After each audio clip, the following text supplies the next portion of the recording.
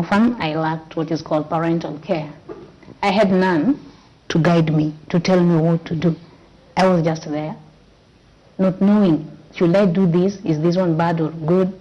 Unajipata tu, umeanza tu kufanya vitu zingine, na kuna mtu anakuambia wewe mtoto nitakuchapa usifanye. Unajua mashosho unajua kudekeza watu. Utadekezwa always, then you'll find yourself doing so many bad things. Then unajikuta when a bad girl. So you did not, you wanted a mother even? Yeah, that mother figure in your life really tells a lot. You see, when you have a mother in your life, at a certain age your mom will start telling you, very soon you'll start seeing this, very soon you'll start behaving this way. Akiona umeshaanza kubehave vibaya, anakuchapa. But this come a point there's no one to tell you what to do with your life. So you feel it's the society? It's the society that is against you, you see? So unajikuta unafanya vitu, watu wanaenda dunda unaenda, watu wanafanya hivi unafanya.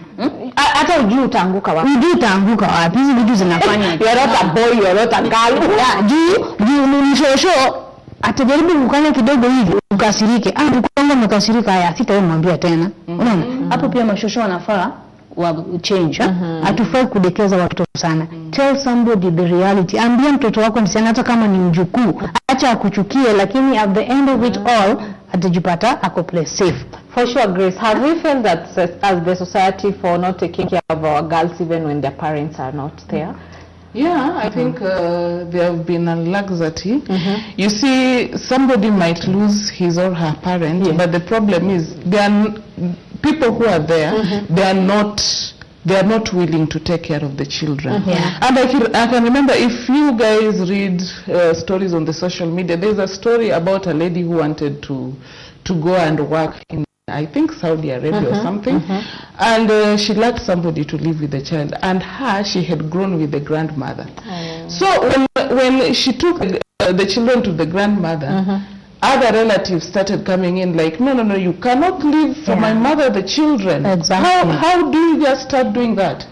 Now, my mother is very old. Yeah, those are the aunties. Yeah, please, auntie, would you mind remaining with my child? No, I can't. She left the babies with a friend. And you know what? When she went there, she did not even last 2 weeks before her kids died. Then, whom will you want to ask? So in this case, it's that, my mom is not there, and then there's no one who can come in, act kama mama. Yes. How desperate is the society? Very. Like you're lacking even knowledge. Exactly, and you find such a child, and for example, and I want to talk specifically, for her, she lost her parents. Yes. There are children who maybe suffer from separation. Your mom is there, but they're separated with your dad.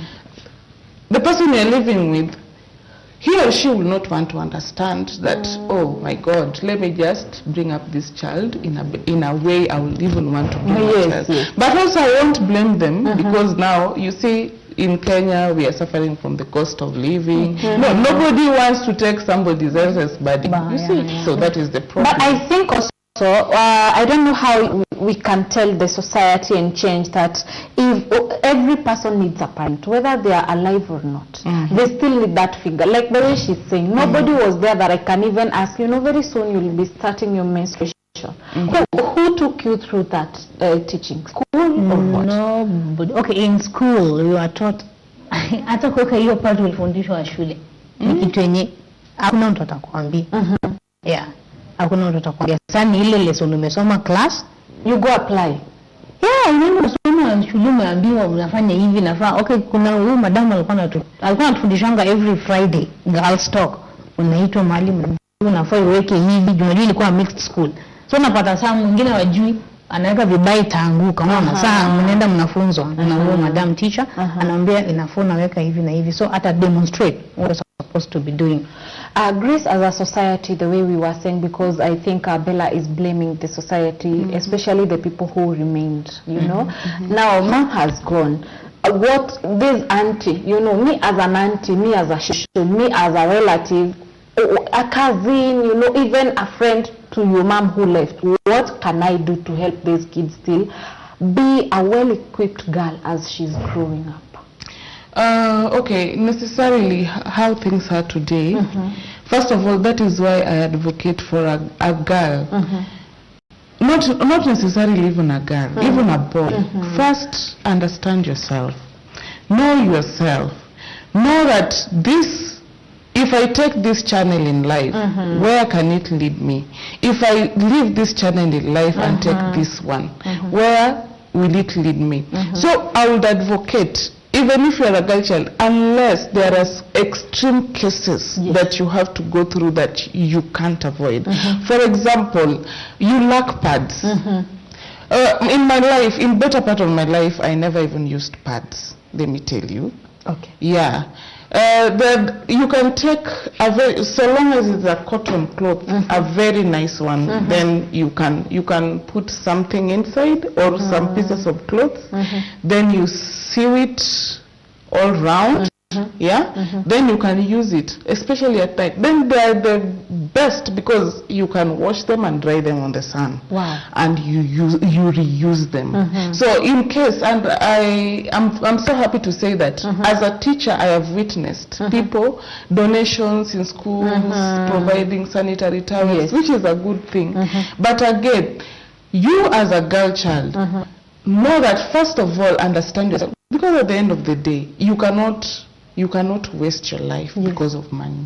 And also blame the decisions you take on people. It's because auntie did not do this. You know. Let's hear Bella how she came across ukapata menses. Yes. Tell us the challenges or how you took ulijibebaje. First time sikuwa najua mimi nikasema mimi ni mgonjwa hadi nikapelekwa hosi. Sasa kupelekwa hosi shosho kaambiwa na daktari, huyu mjukuu wako ameanza menses. Like sikuwa na understand. Sasa huyo daktari ndiye akamwambia. Sasa from there na mafunzo tulikuwa tunapata shule, unapata at least nilijisaidia kidogo. Then from home, so unajua tujatumia hizo manguo ndio mara kama pads ziko. Sasa tulikuwa natumia.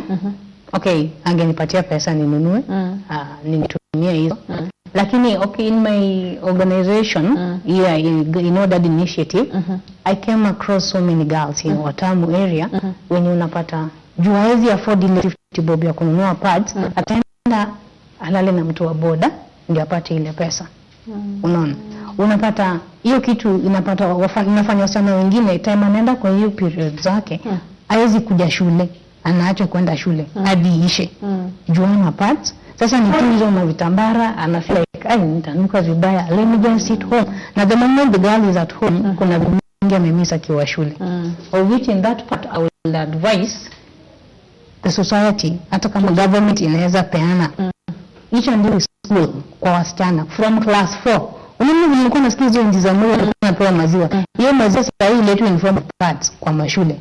At least inaweza fanya wasichana wetu tusiende kulala na watu wa boda boda ndio tupate pads. You will get it freely in school. You know, sometimes when I hear her talk like that, Grace, I remember there was a time sisi wote tumeenda campus and not even campus, hata tuseme kwa hizi public toilets. Ukienda za men, you will find condoms all over. Na hazina mdumi by the way. You will find them up at even people just take them and just for fun and just walk around waki, especially in campus. Mbona tu boy ameingia kwa amekuja na mini mrefu like 3 meters ya condoms. What about our toilets? Like, you know, sometimes I usually ask, sex is optional. Menses are not optional. I think badala ya kwa men, watuweke kwa girls. Ati naweza toka hapa, I go visit a public toilet and I find a pad. How wonderful would be the society, because very many people will not be ashamed and feel as if they are filthy. It's an evil thing to have menses.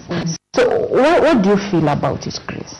Okay, the thing is, she has talked about pads, but as a teacher I've witnessed, these days they provide pads, free pads in schools. Now, I would advocate that they will do it even in the university levels, because me, I remember, I used to be in campus, and there are times people go broke, literally broke. On the campus. Campus in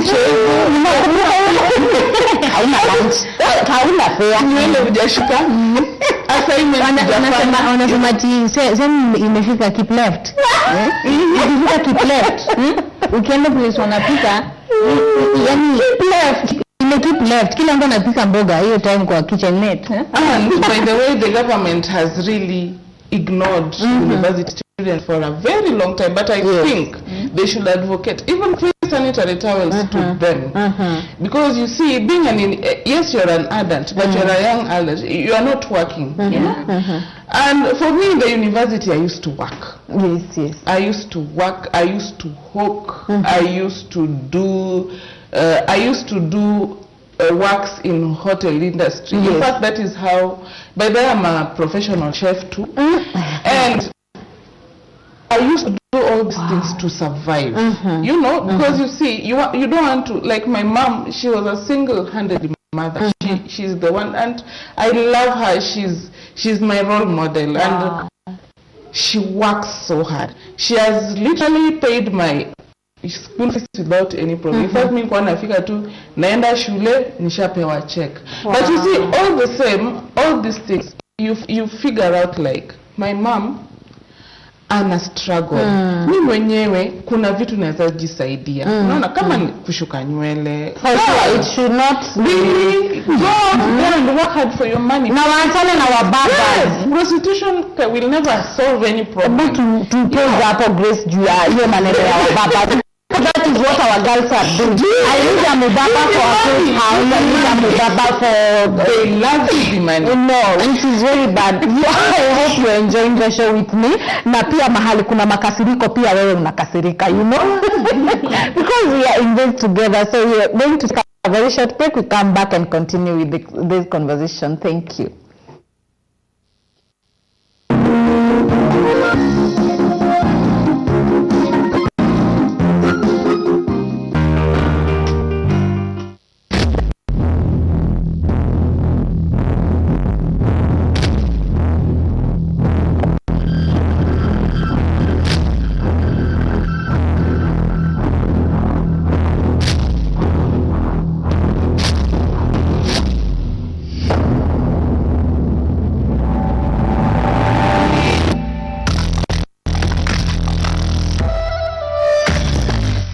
Mambo vipi man, it's your boy Ben C and you can call me the True Ninja. I'd like to invite you on an amazing show that will be happening each and every Saturday from 8 p.m. to 8:30. I repeat, on Sunday, each and every Sunday from 1 p.m. So make sure you join us for GBS Art Club for an amazing show. Go.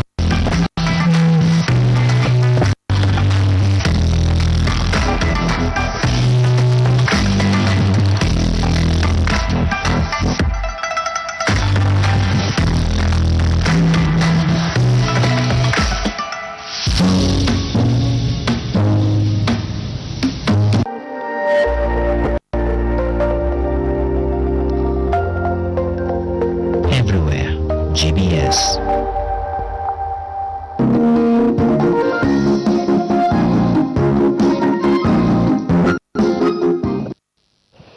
Welcome back, my viewer. Asanteni sana. By the way, I can see the comments and they are so good.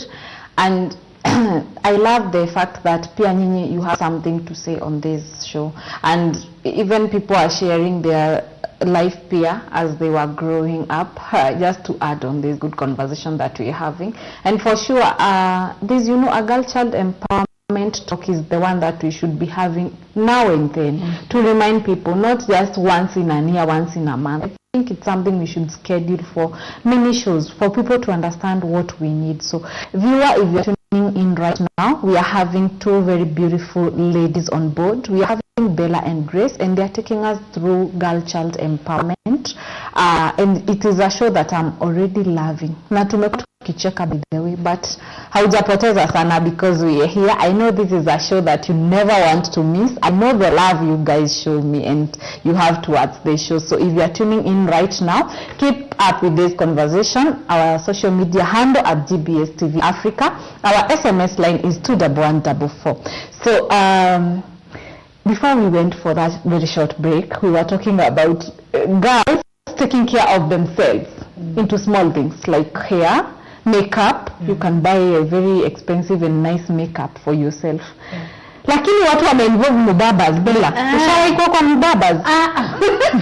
Kidanganya. Walai. Tuko tu hapa kuongea ukweli. Yeah, ukweli. No hard feelings. No hard feelings.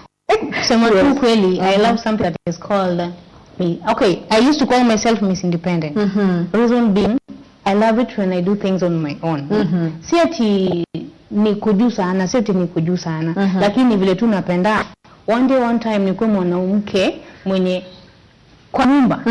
Si lazima mwanaume alete chakula kwa table. Hapana. Lazima mimi pia ningangane nilete chakula kwa table. Sure. Utampatia pati ya fee na bills, lakini chakula, mavazi na vitu zingine za nyumba Watu wangare. Na mimi nataka mume wangu siku moja angare kwa sababu yangu, unaona? Mimi nataka, unaona? So Grace, how have our girls lost it and how can we bring them back on track? Okay, I said as I said earlier, many women get into depression without knowing. Yes. I'm a married woman, so at a point in my life I've found, even if you've studied psychology, and for example me, I took Bachelor of Education at with IT, and our core courses was psychology. You have studied psychology, but I would find myself in depression, and I don't know that I'm in depression. So first of all, as a woman, learn to talk to people. And I know most of married women, they're being told, usiseme mambo yako. No, don't be ashamed. There is no shame in life. Kama mbaba anaweza eko hata social media, uchi kwani? Iyo situation yako kwani ni gani ni watu hawajaiona. So I would advocate when you talk, talking is the best because you will always find somebody to calm you down. Now, first symptom of depression, if you think of suicide, that is an alarm. Difficulty in sleeping, that is a second alarm. Wow. Yeah. Self-esteem. If you have, look at me right now, I'm a mother of 2. No. But some people, if you see me out there, you won't even think of I'm a mother of 2. It's because first, self-love, love yourself. Dress the way you feel you're comfortable. Ngara jipende na yes. And you can smile on your face. Even if you are beaten, and I'm not advocating for any man to beat you, but even if you are slapped, ngara na utoke ni kama kwamba kuna kitu imefanyika. For sure. You see, so first, for instance, self-love. Wow. Don't you ever look down upon yourself. Secondly, and because most men, and especially men who are narcissists, first of all, they will deal with your self-esteem. So when your self-esteem is low, you won't think of any other thing. You will, if I leave this man, it will be the end of me. My girl, don't be afraid to start from zero. That is what it is okay. It's okay. Did you ever feel your self-esteem was low one time? Yeah, I felt that way. Okay, I was cheated. Nilidanganywa. Nikapatiwa mtoto. Kupata mtoto nikaachwa na huyo mtoto. Lakini kulingana na chenye huyo kijana alinifanyia, ilifanya nikasema no. Hata kama amenipatia mtoto nimeacha shule, this is not the end of the road. I had to stand up again on my 2 feet and make life. Nilimwambia watch my back. Until now. And before even you came to hiyo kujini, ilikuwa scenario gani? How ulipewa mimba aje? Were you raped? No, I wasn't raped. Siwezi danganya. Ile babe, najua nakupenda, you're so cute, you have a very lovely shape. Unaona? Na utoto tu na ujinga ya ule utoto tu hapo adole ya kwanza, stage ya kwanza adole. So unaingia box. And then unapata au parental care, au parental love, unaona? Then unapata msee anakuja kwa maisha yako, anakuambia nakupenda yenyewe, chenye nakuonyesha unaona anakupenda, unaona? So pia akikwambia will you marry me after school, unasema bas mimi nimeshafika, unaona? Nikaambiwa, will you marry me after school? Nasema mwenyewe, Mungu umenipatia mtu wako focused, Wow. Nikaingia box nikasema bas, mimi nishafika. Sasa nikaenda nikachukua hope zangu zote, I built my hopes around this guy. I said this is the only man in this planet. But he has what I need. Yeah. So what happened to me? After getting the baby, he left. Nikabaki na mtoto. Kubaki na mtoto, I had to go through a lot to revive my life. Now, Grace, I think that's a very good point that I want us to start talking about.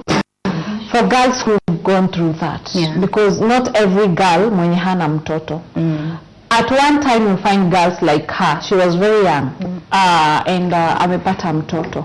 But many of them are now the shows wenye unaonaga wenye wamejitupa kabisa. You know, mwenye lose it kabisa anafanya vitu because of one of the bitterness and they lost focus kabisa.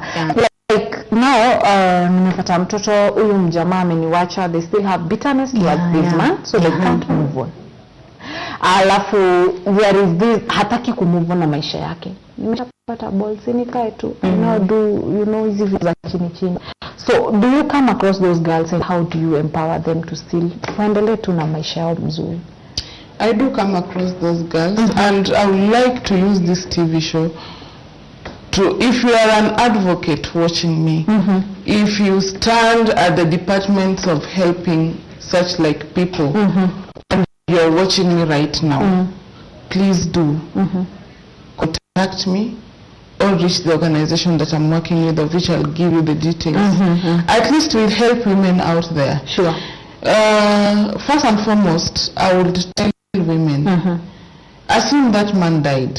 So if that man died, will your life stop? No, because he died? No. So second thought is, amekuacha na mtoto ndio. And mimi huwa nasema mtoto wako ndio kila kitu. You know, a man will leave you, but your children will never leave you. You're still a man. And I remember even when I was back in campus, I had a friend who their parents walitengana. She was the reason why the parents had to come back again together. So these things happen. Now, you as yourself, you as a woman who has gone through umewachwa na mtoto, learn to embrace your challenge at that particular moment. That is number one. Kama kuna watu wa kukusaidia, for example, mimi, I can say I always bank, I talk to my mom a lot, you know. Sometimes when nimefika zero na feel to I cannot continue anymore. I'm also human, you know? Sure. But as I said earlier, you'll always find somebody to calm you down, so long as you talk about your problem. Now, when you talk to somebody, ndio utasikia wewe hata vile unacho na mtoto hivi, kuna kazi nyingine pale ya hoteli unaweza fanya na upate hata kamili na maisha yaendelee. But you see, this is the problem where somebody enclose. Sasa anajieka, hiyo shida ni yake tu, na hataki kushare. That is why you find different women burning themselves. For sure. Ati mtu mrembo mpaka unashindwa huyo kweli alikuwa commit suicide. Exactly. So what I'll advocate, understand yourself, embrace yourself, love yourself, accept your problem, talk about it, move on. Na hakuna maneno ya kuonewa. Bella, what was the biggest challenge when you are crossing from over from being a mom and now going back to school? Or challenge and shame, because sometimes she has been out for 3 years after she got her kid and now she wants to go back to form 2. Yeah. Okay, my biggest shame was nilikuwa na feel vibaya sometimes nikiwa class. Unapata kuna some teachers wanaongelelea kuhusu wasichana wenye wamezaa, wenye wako na watoto. Akifundisha hiyo topic, how can you just go out there and misuse yourself? Wasichana sijui nini, unataka usome uko na mtoto. Si kila mtu alipata mtoto kwa njia ya kucheza. Wengine pengine mtu alirepiwa na huwezi toa. Unaona? Alafu another biggest challenge nilikuwa nayo, once umekuwa mama, uko na hiyo bond kati yako na mtoto wako. Unapata nilikuwa naweza kuwa class, but sometimes nikifikiria mtoto wangu concentration haiwezi endelea. I will cry every Friday. Mrs. Koile can be my witness. Ningeweza lia. Then what is the problem? I want my son. I miss my son. And in fact, I let read. Hadi nipatiwe ruhusa, can you go back home? Go see that your son come back to school. And I thank Madam Koile for that. Nilikuwa naambiwa enda nyumbani, umuone hata kama ni siku mbili, then you come back. Juu una miss mtoto. And nicho ninaweza sema kama ni kusoma, tusicombine masomo na uzazi kwa wasichana wenzangu.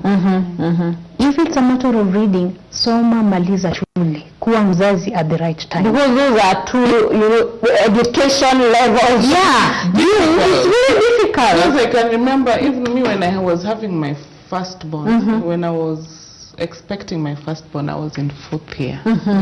It was so difficult. In fact, I could not even graduate that year. Oh God. So I had to miss that graduation and graduate in 2019.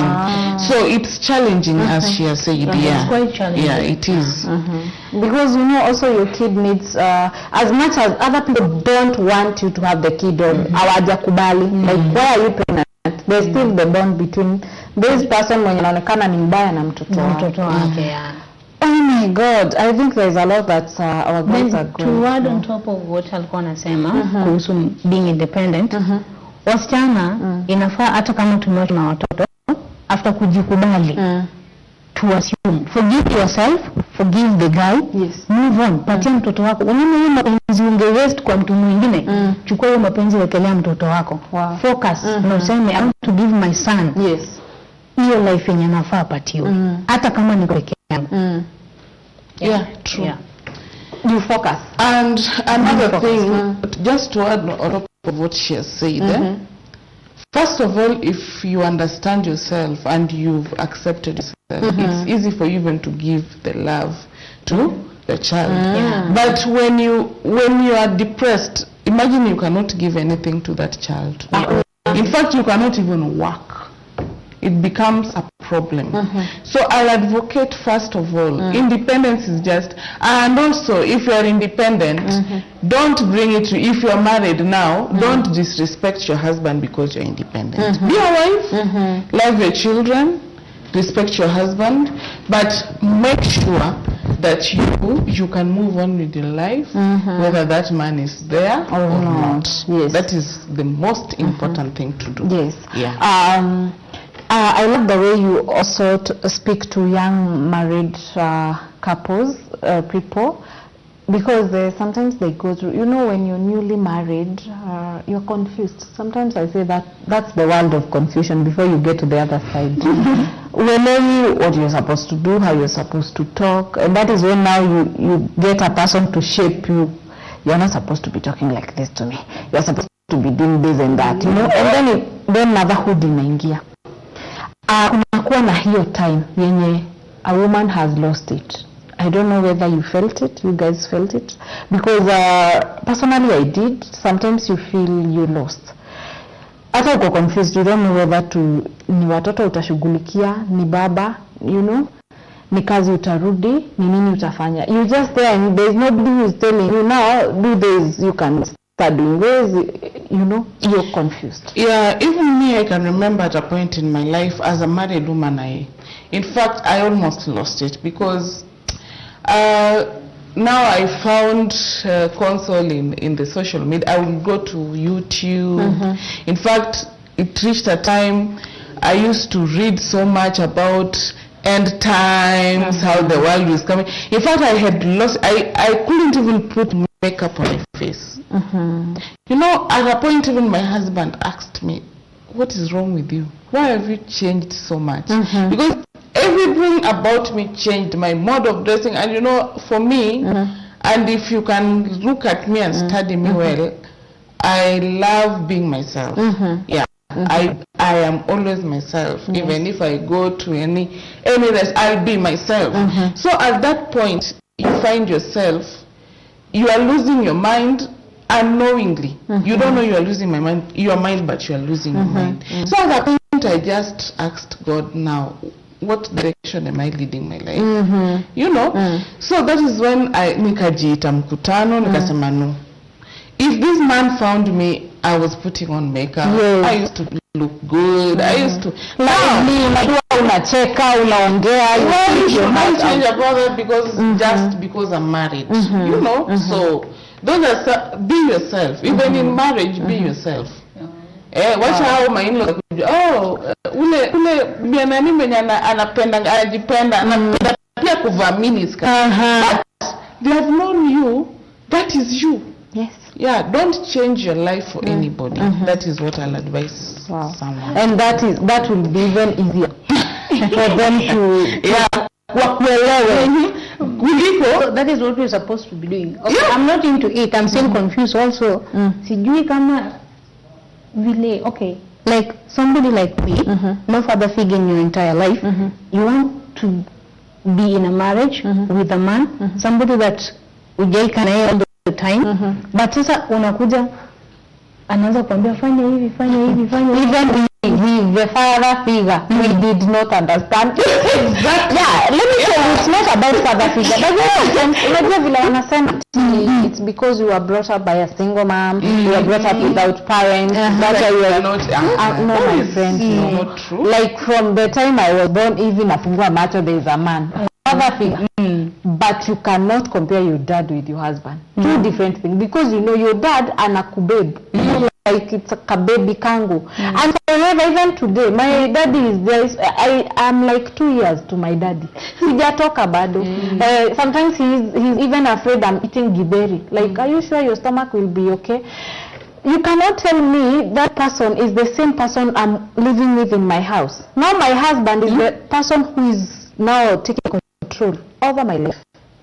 So hakuna mtu anajua. Like, for your advice. And another thing, please allow your husband to take control of your life. Like for example, you won't live with your husband like a roommate. For example, you want to go to your home, you will tell him, hi babe, today I won't be at home, I was feeling I should go and see. You know, those self-respect must be there. Yeah. But what I mean is, do not change your life. For example, you are working, then your husband tells you, no, I will provide. As long as he provides for you, there will be limits. That's number one. Number two, you never know tomorrow. He might lose his job. Then both of you are jobless. But when you are working and he's also working, he might lose his job. You will be the breadwinner of the family. Yes. Right? Yeah. Or he's working. You are both of you are working here. Then you lose your job. There will be somebody to provide. Yeah. And also economic power is also very important. Sure. And for example, don't be afraid. Mimi niliuza mpaka njugu wakati nimetoka to university. Not wakati kama bado niko university. But it did not stop me from going out there finding something to do, you know. So first of all, anza na ile ya chini hata kama ni kufagia ama so long as ni kitu inaweza kupatia shilingi 5-10, do it. Hey, ukisema hivyo naona ni kama unaanza kuwa personal kwa sababu some people might be feeling me I'm the person who wants easy money, like I want to be taken care. Why? If I use njugu, if I nafagia mahali, my skin itaanza unajua. I still want to be that person. Na ndio maana naenda kwa mbaba. Sija kulimit. Kama unaona mbaba ni poa, enda kwa mbaba. But no, every choice has consequences. It has. I'd rather you burn now and enjoy in future. Because unajua hapo pale unauza njugu ndo unaweza ambia by the way mimi unajua nimefanyanga course fulani. Ati umefanya hiyo course ati unauza tu hapa wewe kuja kesho nitafute na hii namba. You know those opportunities come. Yeah. You know, out there. They are out there. So but if somebody has known you all of his life or by the hata nani atataka kukuona first place? Nobody would want.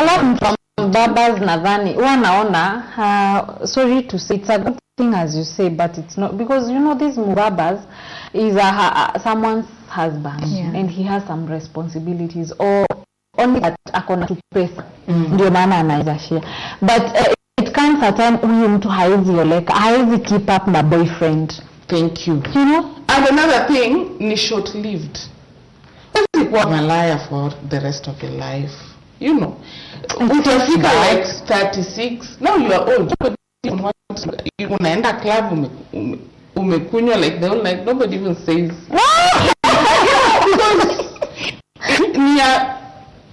ni short lived, ni time kidogo. And you wasted a lot of time ukideal na hii young stage yenye uko na wababas wanakukimbilia, alafu after that uko tu hata you don't know where. Lakini si unajua story na mababas ni vile tu madem, si kuna kitu zingine tuelewi.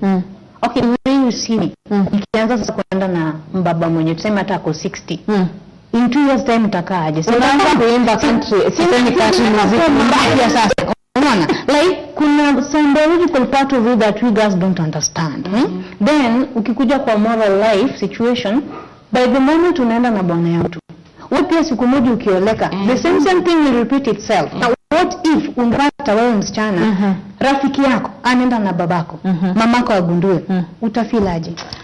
We should refrain from having sponsors. That is what I'll advise ladies. Even back then, I know life in campus is very difficult. Yeah, but sijasema usikuwa na rich boyfriend. Hata mimi nilikuwa na very rich boyfriend. But alikuwa boyfriend. That was a campus. So if you're lucky to have a rich boyfriend, okay. But don't go to extreme of using your body for money.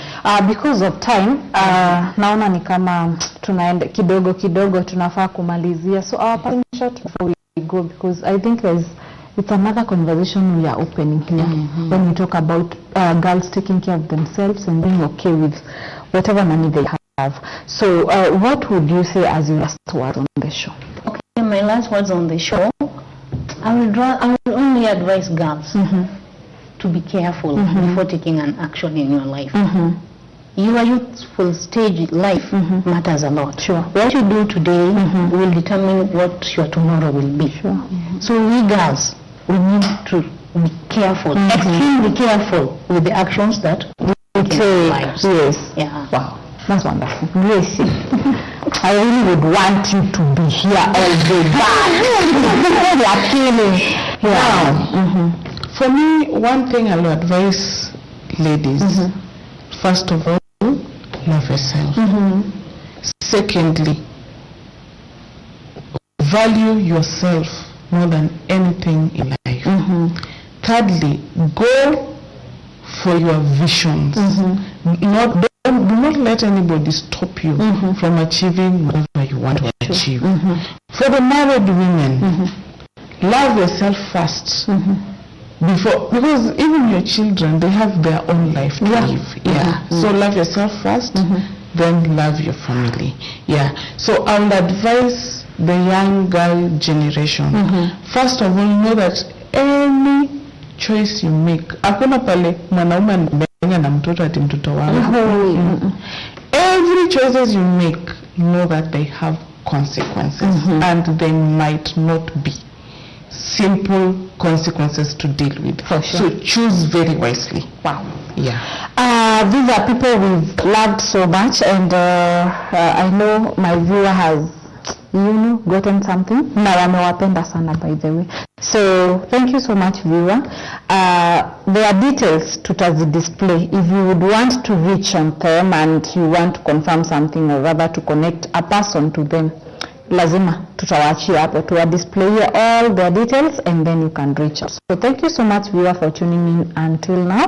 I hope it has really, you've enjoyed the show. It has really changed your perspective towards life and also women, and you also need to empower that lady who is next to you, be it your mom, be it your sister, be it your girlfriend, be it your wife, anyone, because that is what the world revolves around. So thank you so much. Until next time, I've been your girl Shiro Wangige.